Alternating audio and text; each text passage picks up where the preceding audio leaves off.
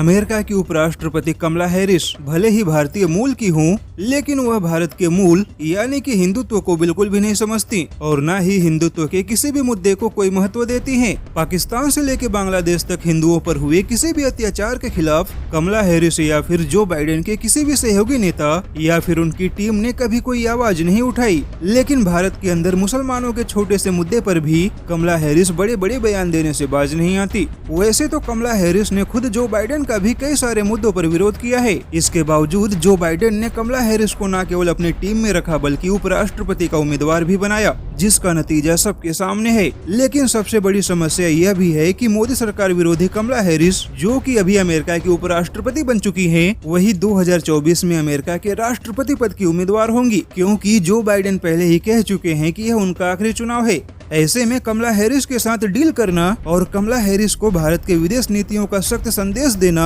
मोदी सरकार की प्राथमिकता होगी। वहीं अमेरिका के जानकारों ने यह दावा भी कर दिया है कि मोदी सरकार और कमला हैरिस के बीच बहुत ही टकराव देखने के लिए मिल सकते हैं, क्योंकि मोदी सरकार के फैसले कमला हैरिस को पसंद नहीं आते और कमला हैरिस भारत के खिलाफ कोई बयान देंगी या फिर कोई कदम उठाएंगी तो उसे मोदी सरकार बर्दाश्त नहीं करेगी। ऐसे में जो बाइडेन तक तो ठीक है, लेकिन कमला हैरिस बिल्कुल भी भारत के लिए ठीक नहीं है और अगर उनके पिछले बयानों को देखा जाए तो उनके सारे बयान भारत विरोधी रही हैं। वैसे मोदी सरकार ने भले ही जो बाइडेन और कमला हैरिस को जीत का बधाई संदेश दिया हो, लेकिन मोदी सरकार और कमला हैरिस का टकराव 2021 में दिखाई देगा, जब शपथ ग्रहण के बाद आधिकारिक रूप से कमला हैरिस को उपराष्ट्रपति के सारे अधिकार मिलेंगे। वैसे विदेश मंत्री एस जयशंकर ने भी अमेरिका को दो टूक संदेश दे दिया है कि दबाव में आकर भारत अपने संप्रभुता से समझौता नहीं करेगा, और यह संदेश मोदी सरकार ने डोनाल्ड ट्रंप को भी दिया था, जिसका नतीजा था कि डोनाल्ड ट्रंप ने भारत के आंतरिक मुद्दों पर कोई हस्तक्षेप नहीं किया। और उम्मीद है कि मोदी सरकार के सख्त संदेश के बाद कमला हैरिस भी भारत के आंतरिक मुद्दों के साथ छेड़खानी करने का प्रयास नहीं करेंगी।